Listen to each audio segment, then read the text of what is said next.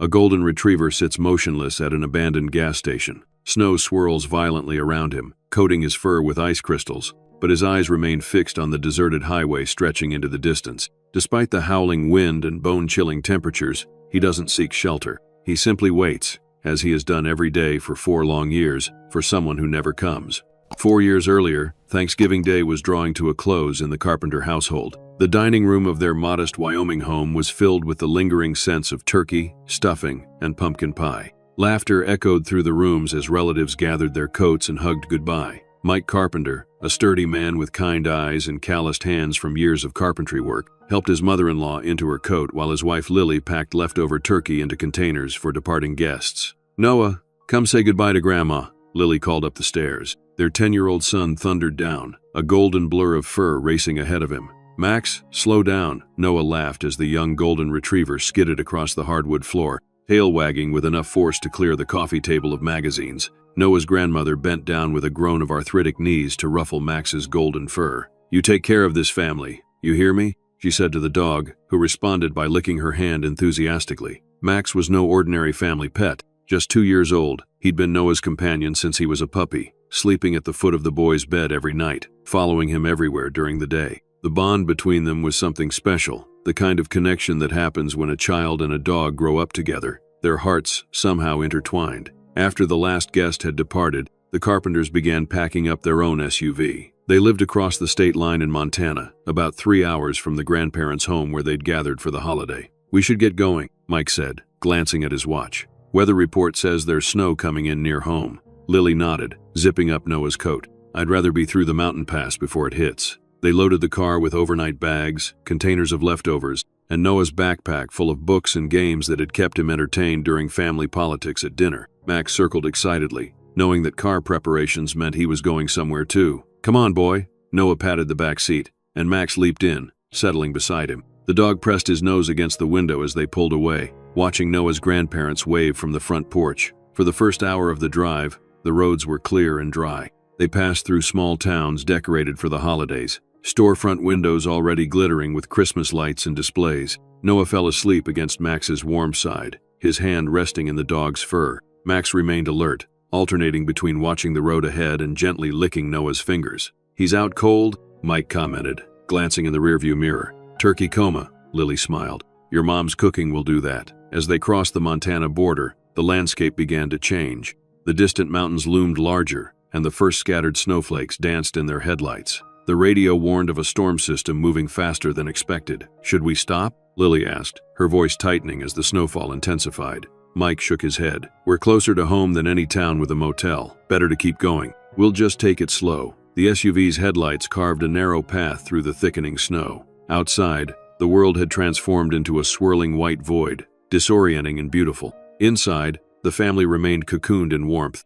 Max had lifted his head, sensing the tension in Mike's shoulders as he leaned forward, straining to see the road. "There's the sign for Miller Creek," Lily said with relief. "Only 20 miles from home." "Almost there, buddy," Mike said, more to himself than anyone else. His knuckles had gone white on the steering wheel. What happened next occurred in fractions of seconds that would be replayed in their memories for years to come. A deer, invisible until the last possible moment, leaped onto the highway directly in their path. Mike swerved instinctively, the SUV's tires losing their fragile grip on the ice-slicked asphalt. There was the sickening sensation of sliding sideways, of all control vanishing. Lily's scream woke Noah, who sat up in confusion just as Max let out a startled bark. The world spun, once, twice. Glass shattered as they left the road, the SUV rolling down the embankment before coming to rest on its side against a cluster of pines. Then, silence, the kind of heavy silence that follows catastrophe, broken only by the soft hiss of steam rising from the crumpled hood and the distant sound of snow falling on metal. "Noah?" Lily's voice came first, thin with fear. "Noah, baby, answer me." "Mom?" Noah's voice was small and confused. "I can't move my arm." "Don't try, son." Mike's voice now, strained but steady. "Just stay still. Are you hurt anywhere else?" "I don't think so." "Where's Max?" "Max?" But Max, terrified by the crash and the sudden smell of blood and gasoline, had somehow escaped through the broken rear window. Disoriented and whimpering with fear, the golden retriever stumbled through the snow, a limp in his gait suggesting injury. In the chaos that followed, the distant wail of sirens, The shouts of the first passerby who spotted the wreck, the emergency responders who worked to free the family. No one noticed the dog making his way painfully up the embankment to the road. Max stood at the roadside, trembling, watching as strangers pulled his family from the broken vehicle. He barked once, twice, but his sounds were lost in the wind and the human commotion. When the ambulances arrived, their harsh lights and blaring sirens further frightened the injured dog. In pain and confusion, Max did what animals often do when overwhelmed. He retreated. Limping along the highway's edge, he followed the lingering scent of his family's passage. But with each painful step, he moved farther from the accident scene and the humans who might have helped him. At the hospital 20 miles away, the Carpenters were being treated for their injuries. Mike had suffered a broken collarbone and severe concussion. Lily had lacerations across her face from flying glass and 3 broken ribs. Noah, protected by his booster seat, had escaped with a broken arm and a gash on his forehead that would require stitches. It wasn't until the initial shock began to wear off that Noah asked again, his voice ragged with exhaustion and pain. "Where's Max? Is he okay?" Lily looked at Mike, sudden horror dawning on both their faces. "The dog," Mike said to the nurse, checking his vitals. "Our dog was in the car. Did they bring him in too?" The nurse frowned. "I'm sorry, there wasn't any mention of a dog." In the confusion of the accident and rescue, with human lives at stake, Max had become an oversight, a detail lost in the emergency response. "We have to find him," Noah whispered, tears streaming down his face. "Dad, we have to go back for Max." But none of them would be going anywhere that night. Noah's condition suddenly deteriorated, his pediatric doctor concerned about signs of internal bleeding. Within an hour, he was being prepared for emergency surgery. For 3 terrifying days, Noah remained in a medically induced coma, while his parents kept vigil at his bedside, their own injuries secondary to their concern for their son. When Noah finally opened his eyes, his first broken whisper was, "Did they find Max?" Mike had to shake his head. The state police and local animal control had been notified, but the blizzard that had followed the accident made search efforts nearly impossible. Posters went up in surrounding towns as soon as the roads were clear enough. The Carpenters called every shelter within a 100-mile radius. They drove the accident route repeatedly once Noah was home, calling Max's name until their voices gave out. But Max was gone. What they couldn't know was that Max had been trying to find his way home too. Injured and vulnerable, the golden retriever had followed the highway, his instincts guiding him back to where he had last felt safe, the spot where the family's journey had been so violently interrupted. 2 days after the accident, as a fresh blanket of snow erased all traces of the tragedy, a limping golden retriever arrived at the boarded-up Miller's gas station, just yards from where the SUV had slid off the road. Once a busy rural service station, it had been closed for years, its pumps rusted, its windows covered with plywood. Exhausted and hurting, Max circled the abandoned building, sniffing desperately for any trace of his family. Finding none, he settled on a patch of concrete near the old pumps, his eyes fixed on the highway stretching in both directions. And there, Max made a decision that would define the next 4 years of his life. This was the last place his family had been whole. This was where he would wait for them to return. As days turned to weeks, Max established a routine. Each morning, he would circle the perimeter of the gas station, checking for any sign of the Carpenters. Then he would take up his position by the pumps,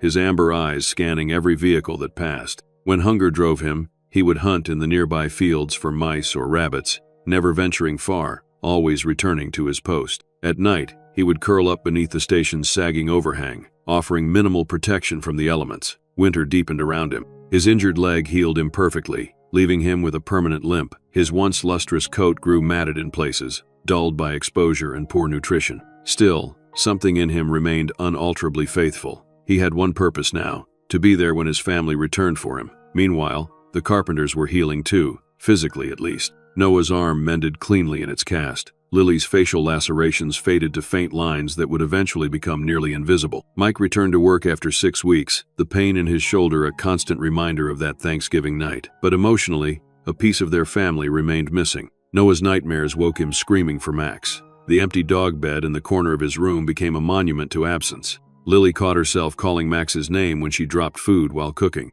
Mike would pause before opening the front door, unconsciously expecting the scrabble of excited paws from the other side. He might have been found by another family, Lily suggested one night, trying to ease Noah's persistent grief. Someone kind who's taking good care of him. Noah shook his head with the certainty of a child who knows his own heart. "He's waiting for us, Mom. Max wouldn't go with anyone else. He's waiting somewhere." If only they had known how right he was. Spring came to Montana, melting the snowdrifts around Miller's gas station. Max's vigil continued, though the changing season brought new challenges. The warming weather meant more travelers on the highway, each vehicle reigniting his hope only to extinguish it moments later when familiar faces didn't appear. There were days when Max's resolve wavered. A female dog wandered by once, trying to entice him to follow her. He rose, took a few steps after her, then stopped and returned to his post. Food might draw him momentarily away, the hunt a necessary distraction, but he always returned to the station. Something deeper than instinct held him there, a devotion that transcended his own comfort and need for companionship. By summer,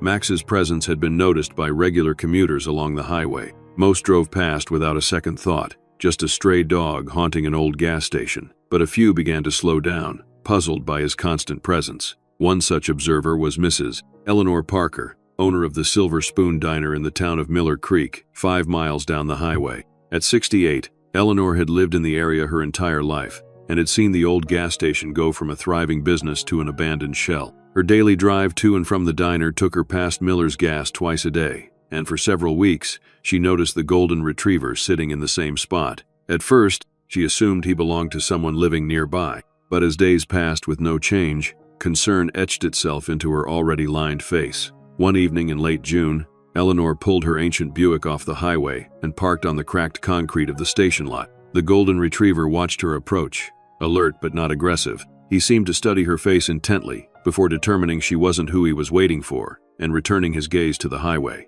"Hey there, buddy," Eleanor said softly, crouching with some difficulty. Her knees weren't what they used to be. "You been out here a while, huh?" Max glanced at her again but made no move to approach. Eleanor reached into her purse and pulled out a paper-wrapped ham sandwich, her own dinner she'd brought from the diner. "You hungry?" She unwrapped it and placed half on the ground, then backed away. Max's nose twitched at the scent of food, but he remained in position for nearly 10 minutes before hunger finally drew him to the offering. He ate quickly, neatly, then returned to his watching place. "You're waiting for someone," Eleanor murmured, a heaviness in her voice. She'd seen that look before, in her own mirror after her Harold passed. That patient certainty that if you just waited long enough, the one you loved would come back. The next day, Eleanor returned with proper dog food in a bowl. The day after, she brought a blanket. Max accepted these kindnesses with dignified gratitude but never abandoned his vigil for long. Eleanor began telling diner regulars about the loyal dog at Miller's Gas. "Rain or shine, that dog's sitting there watching the road like he's expecting someone," she'd say, refilling coffee cups.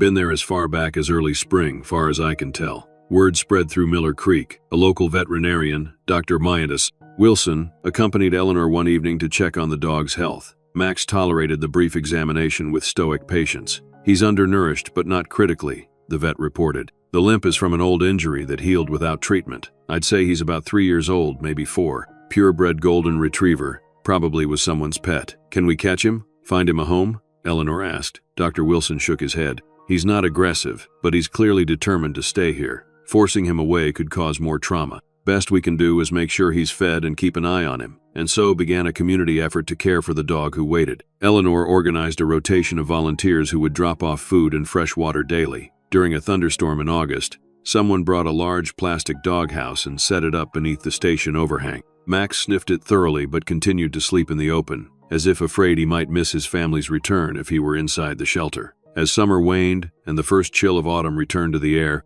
Max's routine remained unchanged. His body had adapted to outdoor living, his coat growing thicker in anticipation of the coming cold. The food left by Eleanor and others had improved his condition somewhat, but he remained lean and alert, his eyes never losing their watchful quality. There were attempts to adopt him. A kind family with 2 young children stopped one day, having heard about the waiting dog at the old gas station. The father approached slowly with a leash, speaking in soothing tones. The children called encouragingly. Max allowed them to pet him briefly, even wagged his tail at their gentle touches. But when they tried to lead him to their car, he planted his feet and refused to budge. After several fruitless attempts, they left, the children waving sadly from the back window. Another time, animal control was called by a concerned traveler who thought Max was abandoned. The officer managed to get a loop around Max's neck, but the dog became so distressed, not aggressive, but making sounds of such profound anguish, that the officer ultimately released him. "That dog's not leaving this spot unless it's his choice,"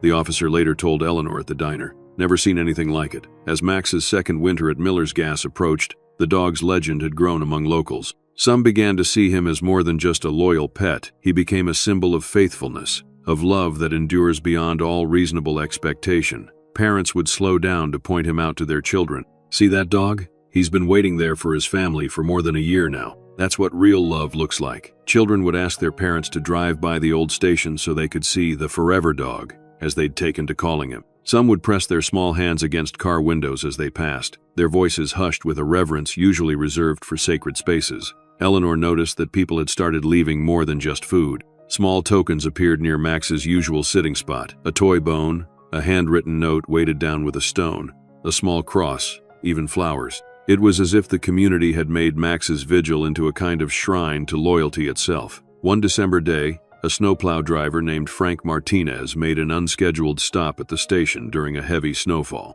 It wasn't on his route, but he'd heard about the waiting dog and worried Max might be buried in the mounting drifts. What he found nearly broke his heart. Max was almost invisible beneath a blanket of snow, only his head exposed as he maintained his watch over the highway. Frank cleared a path around him in a wide area where Max could move without struggling through deep snow. "You stubborn soul," Frank said with gruff tenderness as he worked. "Don't know if you're the most faithful dog alive or the most fool-headed." By the time Max had been at Miller's Gas for 2 full years, he had become part of the landscape, as much a landmark as the mountains on the horizon or the abandoned station itself. Travelers would ask about him at the Silver Spoon Diner, and Eleanor would tell what little they knew of his story. Was he left behind by accident? Was his owner coming back but got delayed? How can he still believe after all this time? Eleanor had no answers, only more questions. But sometimes, when she brought Max his evening meal and sat with him for a while, she thought she understood. "You know something we don't you?" she'd murmur, watching him scan the highway with unwavering attention. "You feel them out there somewhere." The seasons cycled again. Spring rain,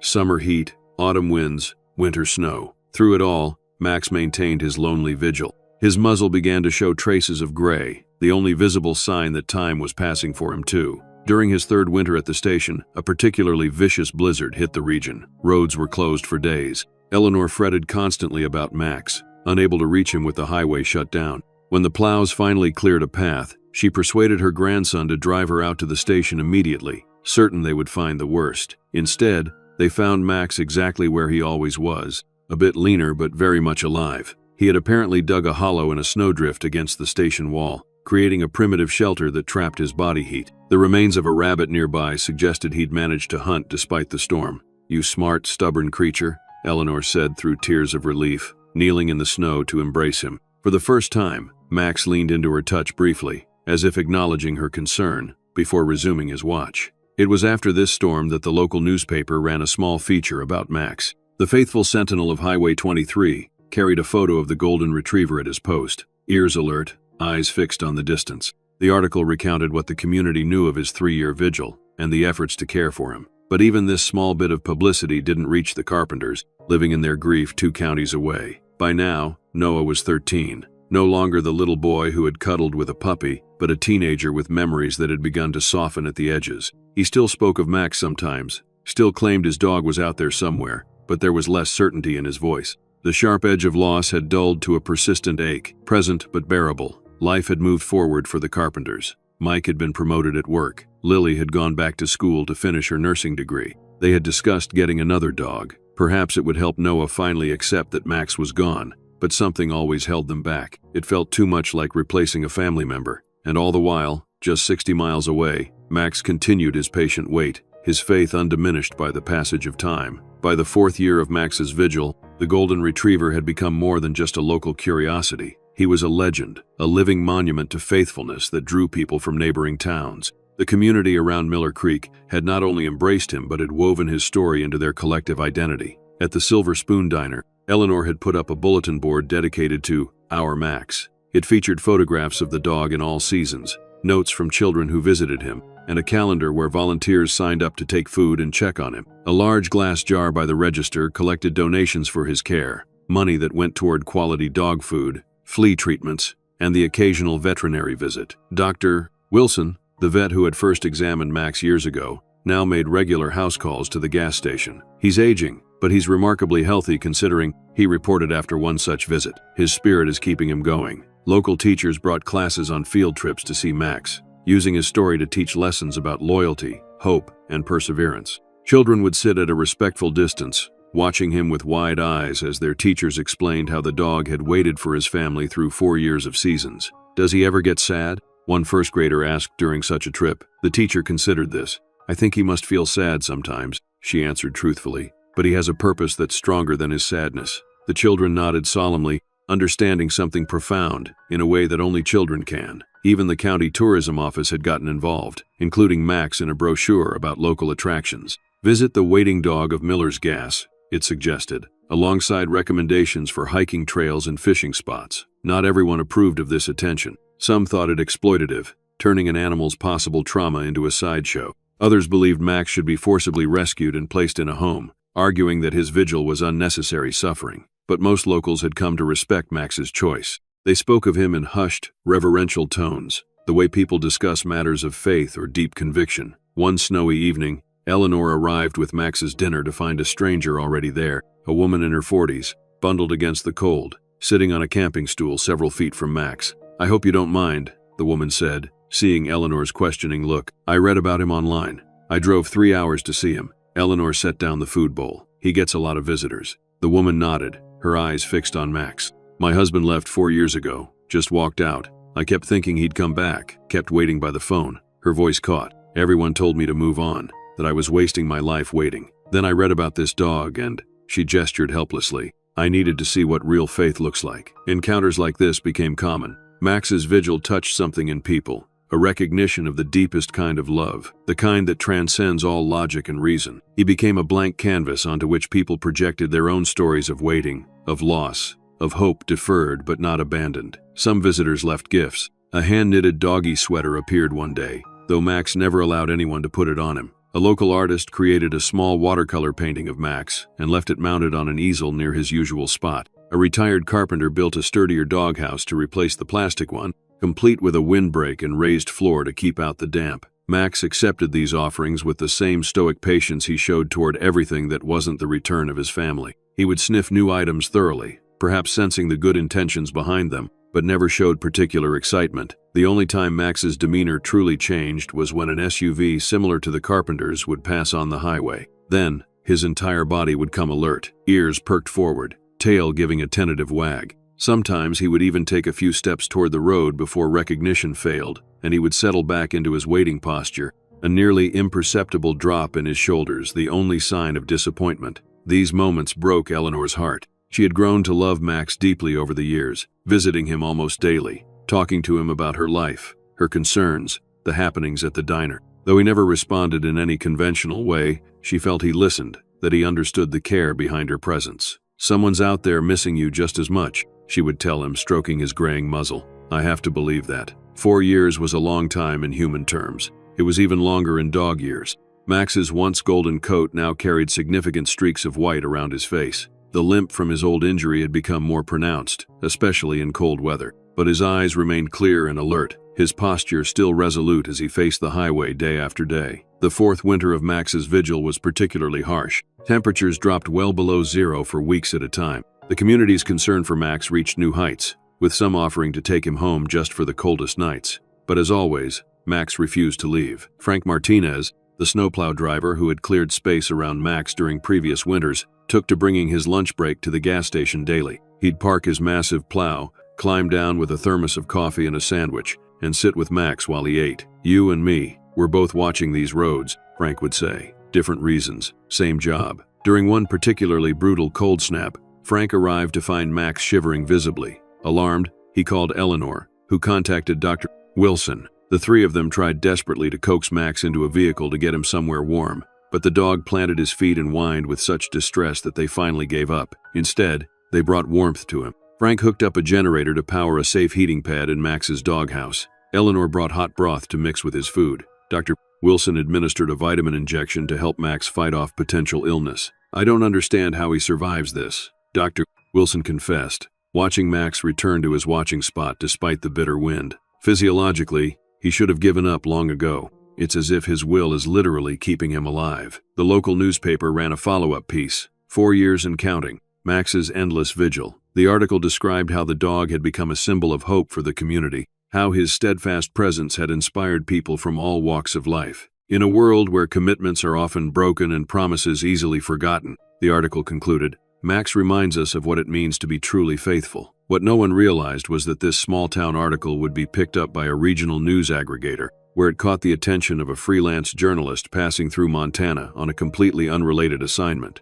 At the Silver Spoon Diner, Eleanor was serving the mid-afternoon crowd when a stranger took a seat at the counter. Tall and lean, with a camera bag slung over his shoulder and the slightly unkempt appearance of someone who lived life on the road, he had the watchful eyes of a professional observer. "Coffee, please," he said, rubbing his hands together to warm them. "And whatever soup's hot." Eleanor poured his coffee. "Beef barley today. Bowl or cup?" "Bowl. It's freezing out there." He wrapped his hands around the mug gratefully. "Say, I read something about a dog that's been waiting at an old gas station around here. Been there for years?" Eleanor's face softened. "That would be Max. Miller's Gas, about 5 miles down the highway." She paused, studying him. "You a reporter?" He nodded. "Jack Reynolds. Freelance. I'm actually here doing a piece on winter survival in remote communities. But this dog story, it caught my attention." "Max catches everyone's attention," Eleanor said, ladling soup into a bowl. 4 years he's been there now, watching that road like his life depends on it. Which I suppose it does,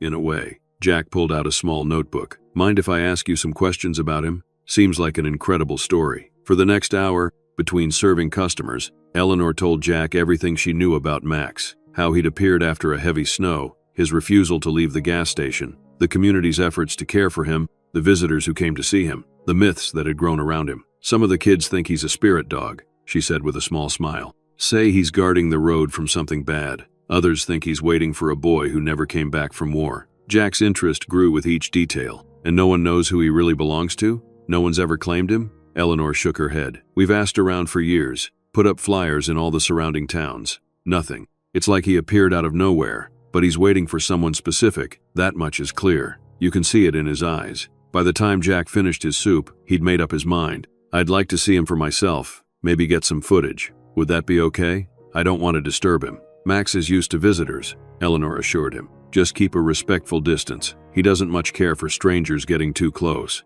And if you're still there at 6, that's when I bring his dinner." Jack nodded. "Thanks for the information. And the soup, it was excellent." As he paid his bill, Eleanor studied him again. "You're not going to make him out to be some sideshow curiosity, are you? He's special to us." Jack met her gaze directly. "I respect what this dog is doing. Whatever story I tell, it'll honor that." "Satisfied," Eleanor nodded. Road to the gas station gets narrow. Watch for ice on the curves. An hour before sunset, Jack Reynolds parked his rental car on the crumbling concrete of Miller's Gas. The abandoned station stood like a ghost against the winter landscape, its boarded windows and rusted pumps speaking of a bygone era. The temperature had dropped further, his breath forming clouds in the frigid air. At first, he didn't see the dog. The snow-covered lot appeared empty. Then movement caught his eye, a figure in the growing shadows, partially obscured by a rusted gas pump. Max sat in his usual spot, his gray-flecked golden fur ruffled by the biting wind. His eyes were fixed on the highway, scanning each vehicle that passed, his posture one of patient expectancy.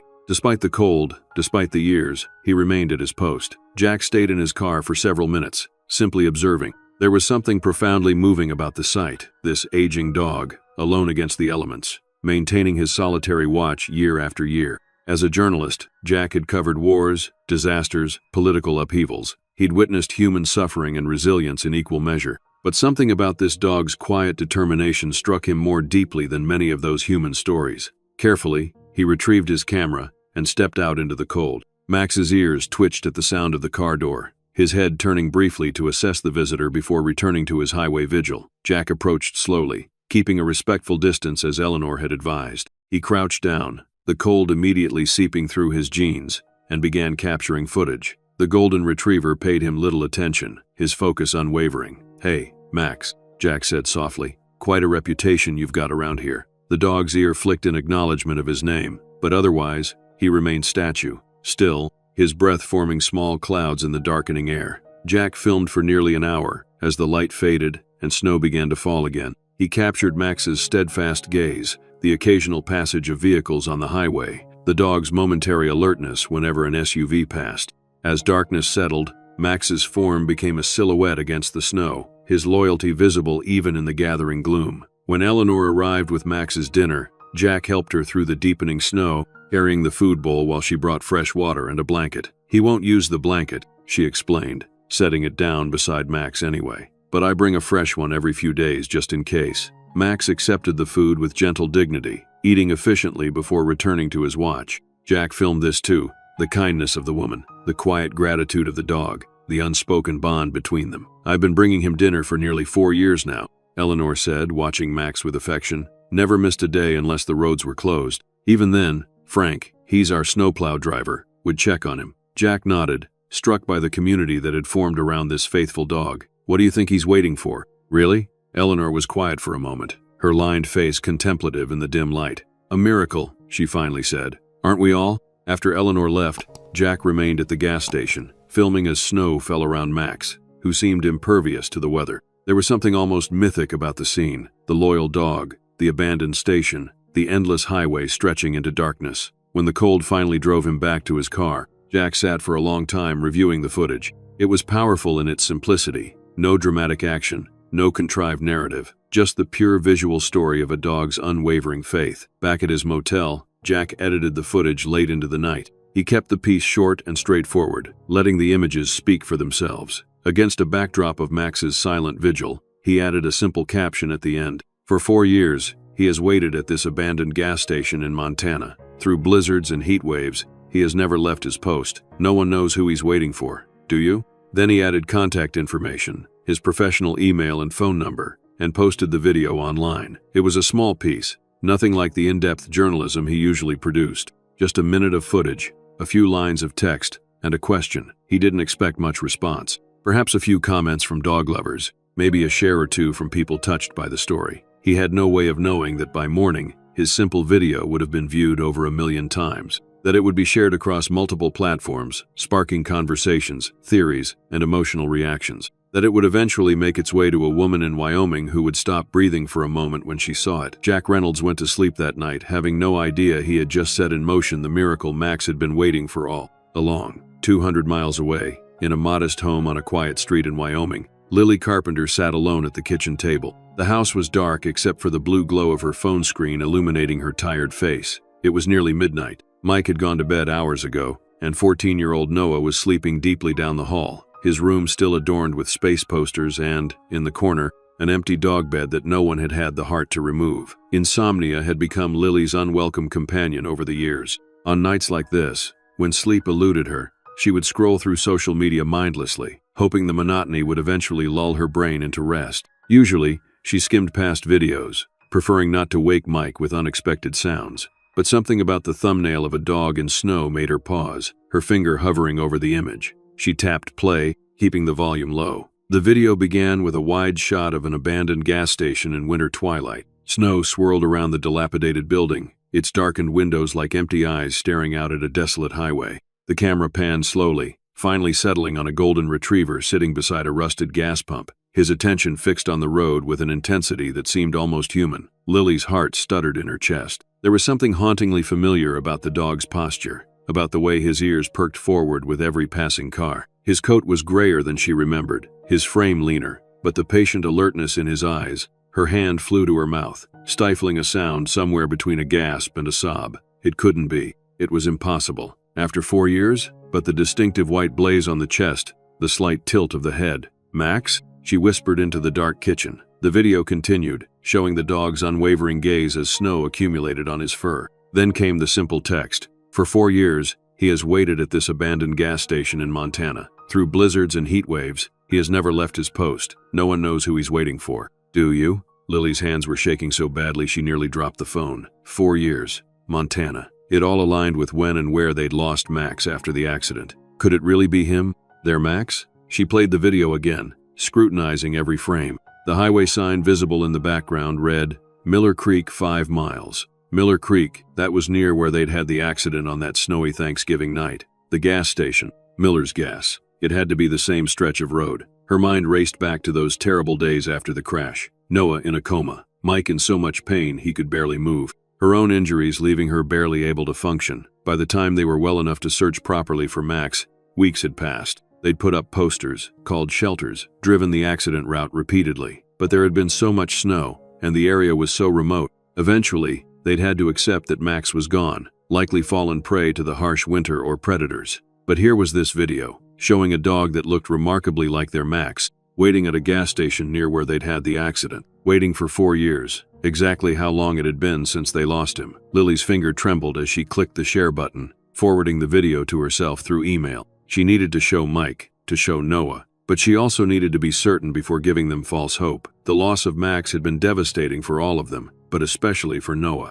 To raise his hopes only to dash them again would be cruel. She scrutinized the contact information at the end of the video. Jack Reynolds, with an email address and phone number. A journalist, apparently. She needed to reach him, to ask for more details, to confirm the location. It was far too late to call now. Morning would have to be soon enough, but sleep was now completely out of the question. Lily sat at the kitchen table until dawn broke, playing the video over and over, each viewing cementing her certainty. That was Max. Their Max. Against all odds, he had survived, and he had been waiting for them all this time. When Mike stumbled into the kitchen at 6, seeking coffee before his early shift at work, he found Lily still sitting at the table, her eyes red-rimmed but strangely bright. "Lily, you okay? Did you sleep at all?" She looked up at him, her expression a complex mixture of disbelief, hope, and a deep, aching sadness for what they'd unwittingly put their faithful dog through. "Mike," she said, her voice barely above a whisper, "I need you to look at something." She handed him her phone, the video queued up and ready to play. "I think I found Max." Mike's coffee forgotten. He sank into a chair beside her and pressed play. His reaction mirrored hers. The initial confusion, the dawning recognition, the stunned disbelief. It can't be, he muttered, but his voice lacked conviction. He played the video again, leaning closer to the screen. "The location, that's near where we had the accident." Lily nodded. "Miller's Gas. Remember? It was just past there that we hit the ice. And they're saying this dog has been there for 4 years? The whole time? That's what the video says." Mike ran a hand across his face, his eyes suspiciously bright. "We have to tell Noah. We have to go there, Lily, if there's even a chance." "I know," she agreed. "I'm going to call the journalist who posted this as soon as it's a decent hour. Get more information. Make sure." She hesitated. "Should we wait to tell Noah? Until we're sure?" Mike was already shaking his head. "He deserves to know, even if it's not Max. Though God, Lily, it really looks like him. Noah should be part of this." They waited until 7:30, letting their son get as much sleep as possible on a school day. Then Lily went to his room and sat gently on the edge of his bed. At 14, Noah was no longer the little boy who had cried himself to sleep over the loss of his dog. He had grown tall and gangly, his voice deepening, his interests shifting to computers and basketball. But Lily knew that somewhere inside him, the wound of losing Max had never fully healed. "Noah, honey," she said softly, brushing his hair from his forehead. "We need to show you something important." Noah blinked awake, confusion giving way to concern as he registered both his parents in his room, his mother's face bearing traces of tears. "What's wrong?" he asked, sitting up quickly. Mike sat on the other side of the bed. "Nothing's wrong. In fact, well, just watch this, son." Lily handed Noah her phone with the video ready. His sleepy confusion gave way to rapt attention as he watched. When the footage ended, he stared at the darkened screen for a long moment. "Is that?" His voice cracked. "Do you think that's Max? Our Max?" "We think it might be," Lily said carefully. "The location matches where we had the accident. The timing, 4 years, matches too." Noah was already throwing back his covers, scrambling out of bed. "We have to go get him. Now, today." "Noah, wait," Mike said, placing a steadying hand on his son's shoulder. "We need to be sure. Your mom's going to call the journalist who posted this, get more information." "But what if it is Max? He's been waiting for us for 4 years, Dad." 4 years. Noah's voice broke again, but this time with an emotion too big for his teenage frame to contain. "We have to go now." Lily and Mike exchanged a look over their son's head. They both recognized the urgency in his voice, the desperate need to right what now felt like a terrible wrong, the abandonment of a family member who had never stopped believing they would return. "Let me make a few calls," Lily said. "If this checks out, and I think it will, we'll leave today. I promise, Noah." While Noah showered and dressed in record time, Lily called the number from the video. It went to voicemail. She left a message explaining who they were and their suspicion that the dog in the video was their long-lost pet. Then she sent an email with the same information, adding family photos of Max from before the accident for comparison. Mike called his boss to request emergency personal leave. "Family situation," he explained.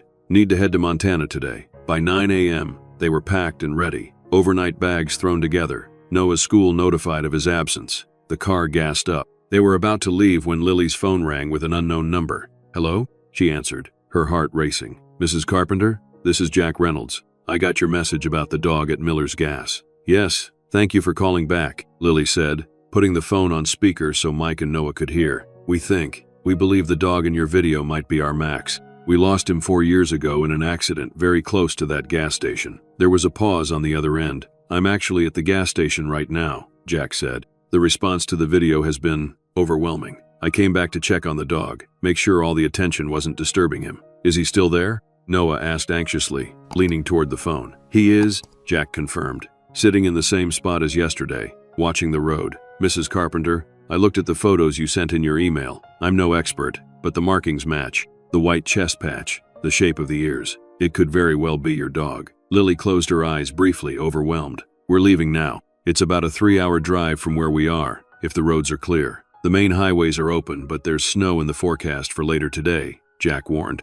The sooner you can get here, the better. I'll stay with him until you arrive. Thank you, Mike said. We appreciate that more than you know. Just one thing, Jack added, his voice taking on a careful tone. I'm not sure what to expect when, if, your dog sees you after so long. The locals tell me he's never shown much interest in other people trying to take him from here. But if this is your Max, and he's been waiting for you specifically all this time, we understand, Lily said, though her voice wavered. We'll be prepared for whatever happens. After ending the call, the Carpenters got into their SUV, a newer model than the one that had crashed 4 years ago, but similar enough that Noah had initially been reluctant to ride in it, the association with the accident and losing Max too painful. Now, he sat forward in the back seat, as if by leaning closer to the windshield he could somehow speed their journey. We're coming, Max, he whispered. We're finally coming. The drive was tense and largely silent. Each of them was lost in their own thoughts, their own hopes and fears. What if it wasn't Max after all? Or worse,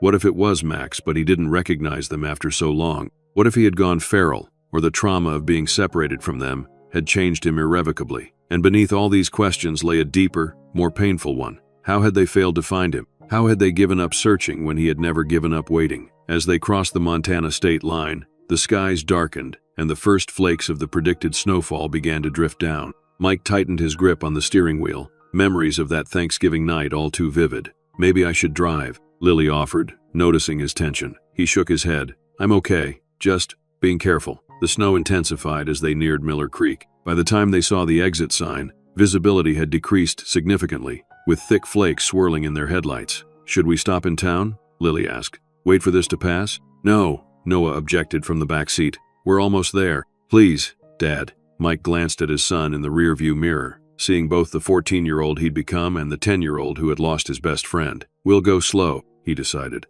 But Noah's right. We've made Max wait long enough. They proceeded cautiously along the highway, passing through the small town of Miller Creek. A large hand-painted sign on the town limit proclaimed it, Home of Max, the faithful friend. The simple tribute brought tears to Lily's eyes. The whole town knows him, she murmured. He's become their dog too. 5 miles beyond the town, Mike slowed the SUV further. Should be coming up on the right, he said, peering through the snow-streaked windshield. There, I see something. Through the veil of falling snow, the shadowy outline of an abandoned gas station emerged. Even in its dilapidated state, there was something hauntingly familiar about it. They had passed it just minutes before their accident 4 years ago, the last normal moment before their lives had changed. As they pulled off the highway onto the cracked concrete of the station lot, their headlights illuminated 2 figures standing beside a rusted gas pump. One was a tall man with a camera, Jack Reynolds, presumably. The other was a stocky, stooped woman bundled in a heavy coat. But it was the third figure that drew their complete attention,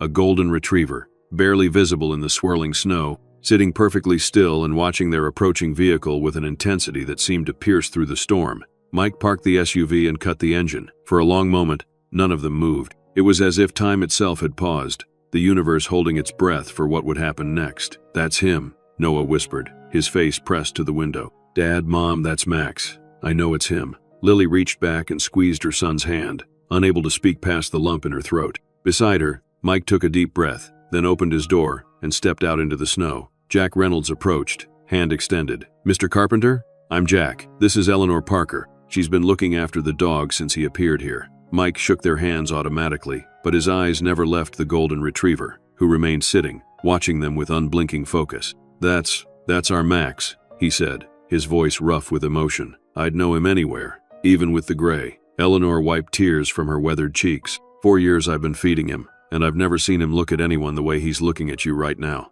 Inside the SUV, Noah couldn't wait any longer. He threw open his door and stepped out into the snow, Lily right behind him. Max? Noah called, his adolescent voice cracking. Max, "It's me. It's Noah." The golden retriever's ears twitched forward at the sound of the boy's voice. He rose slowly to his feet, his body tense, his gaze locked on Noah with an almost unbearable intensity. For a long, breathless moment, Max didn't move. He stood perfectly still, as if afraid that what he was seeing might disappear if he so much as blinked. 4 years of waiting, of watching every vehicle that passed, of maintaining his vigil through storm and heat and loneliness, had culminated in this moment. Then, with a sound that was half whimper, half bark, a broken sound that seemed to carry all the emotion of 4 years of faithful waiting, Max launched himself forward. His movements were stiff from age and the cold, his once graceful gait now marked by a pronounced limp, but the power of his joy propelled him through the snow. Noah dropped to his knees, arms outstretched. "Max, oh Max."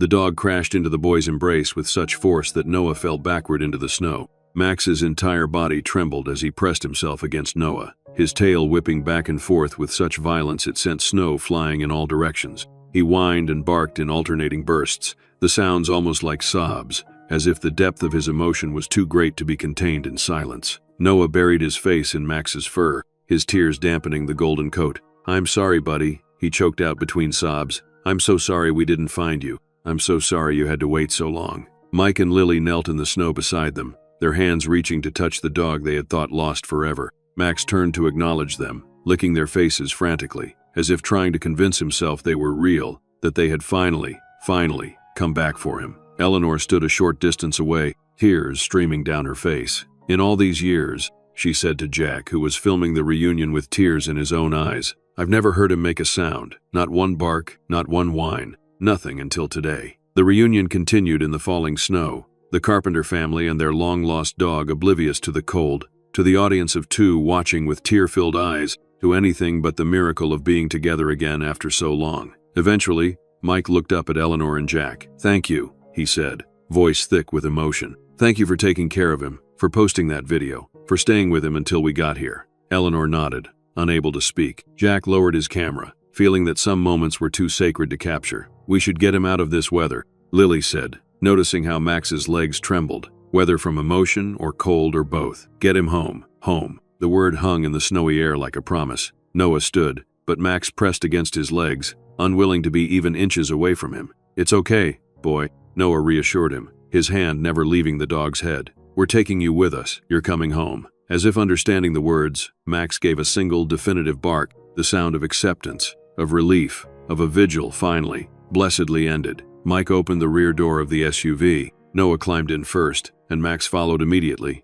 unwilling to be separated again even for a moment. Once in the back seat, Max pressed himself against Noah's side, exactly as he had done on that Thanksgiving night 4 years ago, before everything went wrong. Lily turned to Eleanor. "Would you like to follow us back to town? We'd love to buy you dinner. Hear everything about Max's time here." Eleanor shook her head. "You go on. Get him home. I'll spread the word around town that Max's family came for him. There are a lot of people who want to hear this ending." She smiled through her tears. "Though I suppose it's really a beginning, isn't it?" After exchanging contact information and promising to keep in touch, the Carpenters said their goodbyes. As they pulled away from Miller's gas station, Max looked back once through the rear window at the place where he had kept his vigil for so long. Then he turned and settled more firmly against Noah, his eyes slowly closing in what appeared to be his first peaceful rest in 4 years. The journey home was nothing like the tense drive to find Max. Despite the worsening weather, a profound sense of peace filled the SUV. In the back seat, Noah kept his arm around Max, who remained pressed against him as if afraid the boy might vanish if he allowed any space between them. "I can feel his heart beating," Noah said softly. "It's so fast." Lily turned in her seat to look at them. Max's eyes were half closed, but they opened fully whenever the car slowed or turned, a momentary alarm crossing his face until he confirmed they were still on the move, still together. "He's afraid we'll leave him again," she said, her voice catching. Mike glanced in the rearview mirror. "Never," he promised. "Never again, Max." At Noah's insistence, they stopped at a drive-thru to get Max a burger, his first fast food in 4 years. The dog accepted the offering with gentle politeness, eating from Noah's hand with careful dignity. It was a far cry from the exuberant puppy who had once snatched treats with playful abandon, but there was something deeply moving about his newfound patience, as if the years of waiting had taught him that good things would come in their own time. As they crossed back into Wyoming, the snow began to ease. Max had finally relaxed enough to stretch out across the back seat, his head in Noah's lap, though he still startled at sudden movements or sounds. "Do you think he understands what's happening?" Noah asked. "That he's really coming home for good?" I think he's starting to, Lily said, but it might take time for him to fully believe it. Noah nodded, continuing to stroke Max's graying muzzle. I'll make sure he knows. Every day. It was after dark when they finally pulled into their driveway. Max sat up alertly as the car stopped, his eyes scanning the unfamiliar house. This isn't the home he remembers, Mike realized aloud. They had moved a year after the accident, the old house holding too many painful memories, including those of the missing dog. It's still home, Noah said firmly, because we're all here now. They led Max into the house slowly, allowing him to sniff and explore at his own pace. He moved with caution, his tail held low but not tucked, his nose working constantly to process all the new yet familiar scents. When they reached Noah's room, the boy pointed to the dog bed still sitting in the corner. Look, Max, I kept it for you. I knew you'd come back someday. Max approached the bed carefully, circling it twice before gingerly stepping onto it. He turned another full circle, then settled down with a deep sigh, his eyes never leaving Noah. I think he's exhausted, Lily said, wiping away fresh tears. We all are. Let's get some rest and we'll start figuring everything out tomorrow. Noah nodded but made no move to leave Max's side. I'm going to sleep on the floor next to him tonight, is that okay? Mike and Lily exchanged a look. Of course, Mike said. Whatever will help him feel safe. After bringing in blankets and a pillow for Noah, they left the boy and his dog together, closing the door softly behind them. In the hallway, Lily collapsed against Mike's chest, finally giving full vent to the emotions she'd been controlling all day. 4 years, Mike, she sobbed. He waited for us for 4 years, while we gave up. Mike held her tightly, his own tears flowing freely now. We didn't know, Lily. We searched, we did everything we could think of, but he never gave up on us, not for one day. They clung to each other in the darkened hallway, the weight of what their faithful dog had endured settling fully upon them. The miracle of his return was tempered by the knowledge of his years of lonely waiting, of the loyalty that had kept him alive against all odds. In Noah's room, the boy lay on the floor beside Max's bed, one hand resting on the dog's flank, feeling the steady rise and fall of his breathing. I missed you so much, he whispered. Every single day, I missed you. Max shifted slightly, adjusting so that his muzzle rested against Noah's outstretched arm, the closest contact he could maintain while still remaining on his bed. It was as if, even in his exhaustion, he couldn't bear to fully separate from his boy. The first night passed peacefully until about 3 a.m., when Lily and Mike were awakened by the sound of nails on hardwood. They found Max in the hallway, pacing anxiously, his breath coming in quick pants. Hey, boy, Mike said softly, kneeling to stroke the dog's head. What's wrong? Max whined, looking toward the front door, then back at Mike with obvious distress. I think he's afraid we'll leave him, Lily realized, or that he should be back at his post, waiting. Mike nodded in understanding. Let's show him there's no need to wait anymore. They gently guided Max back to Noah's room, where their son was still asleep on the floor. The moment Max saw Noah, his anxiety visibly subsided. He returned to his bed, but this time positioned himself half on the dog bed, half on Noah's blankets, one paw stretched out to maintain contact with the boy. Similar incidents occurred over the next few nights. They would find Max at the front door, sometimes sitting in silent vigil, sometimes pacing with obvious distress. Each time, reassurance and the sight of Noah would calm him, but it was clear that the dog was struggling to believe that his waiting was truly over, that he didn't need to return to his post at the gas station. It's like he has PTSD, Lily observed on the 4th morning, watching as Max followed Noah around the house, never more than a few feet away from him, which I suppose he does, after everything he's been through. Their first trip to the veterinarian confirmed what they already suspected. Max had endured significant hardship during his years at the gas station. He was underweight, had arthritis in his hips and in the leg that had been injured in the original accident, and showed signs of exposure and malnutrition despite the community's efforts to care for him. The fact that he survived 4 Montana winters living outdoors is nothing short of miraculous, the vet told them. Most dogs simply couldn't have done it. His will to live, to wait, must have been extraordinary. They left with medications for Max's arthritis, a special diet plan to help him regain healthy weight, and instructions for gentle exercise to rebuild his strength. The vet had been cautiously optimistic about Max's physical recovery, but had warned them that the psychological impact of his ordeal might never fully heal. He may always have some anxiety about being separated from you, she explained. Animals who've experienced abandonment, even accidental, as in Max's case, often develop deep-seated fears about it happening again. The Carpenters took this warning to heart, making adjustments to ensure Max always felt secure. Noah kept his dog's bed right beside his own. When the family went out, they made sure Max could see them preparing to leave and reassured him repeatedly that they would return. They established routines that Max could count on. predictable patterns that helped him understand that this new life was stable and permanent. Slowly, day by day, Max began to relax. His tail, which had been held low since his return, began to rise and occasionally even wag with something approaching his old enthusiasm. He started to explore the backyard on his own, though he would frequently check to make sure Noah or another family member was still visible. He began to accept brief separations without panic, seeming to understand that when his family left the house, they would indeed come back for him. One significant breakthrough came about 2 weeks after Max's return. Noah had been sitting at the kitchen table doing homework when he heard an unfamiliar sound, a soft woof from under the table. Looking down, he saw Max with his old plush duck toy in his mouth, tail wagging hesitantly, eyes bright with a question. "Do you want to play?" Noah asked incredulously. Max gave another gentle bark, dropping the toy and then picking it up again, a gesture unchanged from his puppy days, an invitation to the games they had once shared daily. Noah slid from his chair to the floor, taking the toy when Max offered it, and then tossing it gently across the kitchen. Max trotted after it, his arthritis evident in his stiff gait, but his joy unmistakable as he returned with the toy. Lily found them like that 10 minutes later, her teenage son lying on the kitchen floor, laughing as an aging golden retriever brought him a soggy toy again and again, both of them caught in a moment of pure, uncomplicated happiness. "Mom," Noah called, seeing her in the doorway. "He wants to play. He remembers how to play." Lily nodded, too overcome to speak. It was as if a missing piece of their family had finally clicked back into place, not just Max's physical presence, but his spirit, which had been subdued by years of waiting and uncertainty. As the weeks passed, more of Max's personality began to re-emerge. He started to greet Mike at the door when he returned from work, tail wagging, sometimes even bringing a toy as a welcome home gift. He began to seek out Lily for affection, resting his head on her lap while she read or watched TV. And most significantly, he started sleeping through the night without anxiety episodes, secure in the knowledge that morning would find his family still around him. The community that had supported Max during his long vigil remained part of his story. Eleanor Parker was the first to visit, making the 3-hour drive with a bag of the special treats she'd been bringing him for years. Max greeted her with obvious recognition and affection, accepting her offerings with the same gentle dignity he'd shown at the gas station. "He looks 10 years younger," she marveled, watching Max play a gentle game of tug-of-war with Noah in the backyard. "Happiness suits him."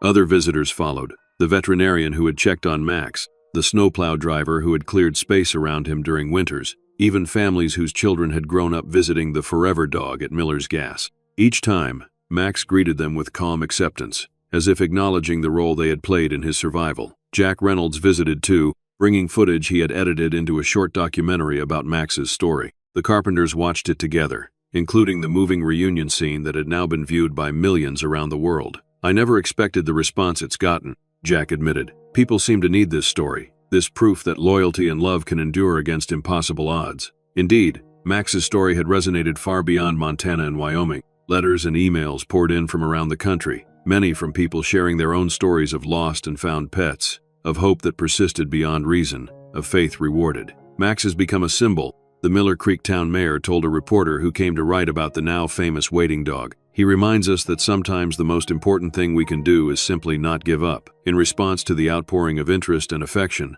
the Carpenters started a social media account for Max, sharing updates on his progress and his new life. Noah, tech-savvy as most teenagers are, took charge of it, posting photos of Max sleeping in sunbeams, playing with his old toys, and joining the family on gentle hikes as his strength improved. Max's second chance. Noah captioned one particularly poignant image of the golden retriever sitting on their porch, watchful but relaxed, a visible contentment in his posture that had been absent in all the footage from the gas station. 3 months after Max's return, the family made a decision. With Noah's spring break approaching, they would take a trip back to Miller Creek, not to return Max, but to honor his years of waiting and to formally thank the community that had watched over him. The town embraced the idea enthusiastically. The mayor declared the day of their visit Max Day, and plans were made for a small ceremony at Miller's gas station, where a permanent memorial would be placed. When the day arrived, Max showed no anxiety about the long car ride, seeming to understand that this time he was traveling with his family, not being left behind. As they approached the now familiar exit for Miller Creek, Lily glanced back to see him sitting alertly between Noah and a duffel bag, his expression curious but unafraid. "He knows he's going home with us," she said softly to Mike. The ceremony at Miller's Gas was simple but deeply moving. Nearly half the town turned out despite the chilly spring air, Eleanor had organized everything, from the refreshments served at folding tables to the small podium where the mayor, Mike, and even Noah gave brief speeches about loyalty, community, and second chances. Max, wearing a new collar and looking significantly healthier than when he'd left 3 months earlier, accepted the attention with regal composure. He stayed close to Noah, but showed no distress at being back at the site of his long vigil. It was as if he understood that this chapter of his life was closed now, that his waiting had been vindicated. The memorial itself was a simple bench placed where Max had kept his watch, engraved with words suggested by Eleanor. For Max, who waited with unwavering faith from 2019, 2023, and for all who wait with hope against hope, love endures.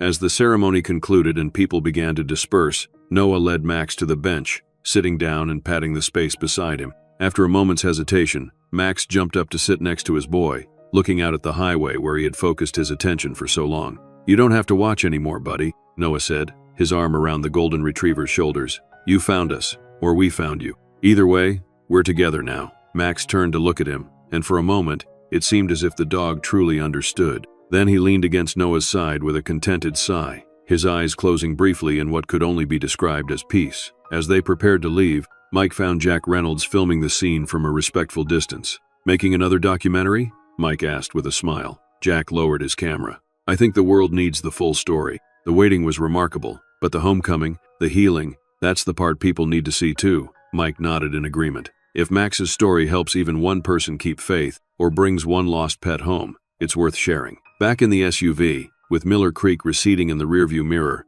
the Carpenters and Max began the journey home, not just to their house, but to the fullness of life as a complete family once again. Max sat in his now customary spot beside Noah, but his posture was different from the tense vigilance of their first trip home together. Now he rested comfortably, secure in the knowledge that where his family went, he would go too. His days of waiting were over. For the Carpenters, Max's return had brought healing of a different kind, the resolution of a grief they had carried for 4 years, the easing of Noah's lingering trauma from the accident, the restoration of a piece of their family they had feared was lost forever. But perhaps more profoundly, Max's example had taught them something about the nature of love itself, that it could be patient beyond all reason, faithful beyond all hope, enduring beyond all expectation. As they crossed the Wyoming state line, Noah looked down at his dog, now sleeping peacefully with his head on the boy's lap. "We made it, Max," he whispered. "We all made it home." Max's extraordinary story of loyalty and love reminds us of the profound bonds we share with the animals in our lives. His 4-year vigil at Miller's gas station wasn't just a testament to one dog's devotion. It was a powerful reminder that love, at its purest, waits. It endures through storms and seasons, through heartbreak and hardship, never losing faith that reunion is possible. If Max's journey touched your heart, please consider subscribing to our channel for more stories that celebrate the unbreakable bonds between humans and animals. And don't forget to share this video with someone who might need a reminder that sometimes, against all odds, patience and faith are rewarded in the most beautiful ways.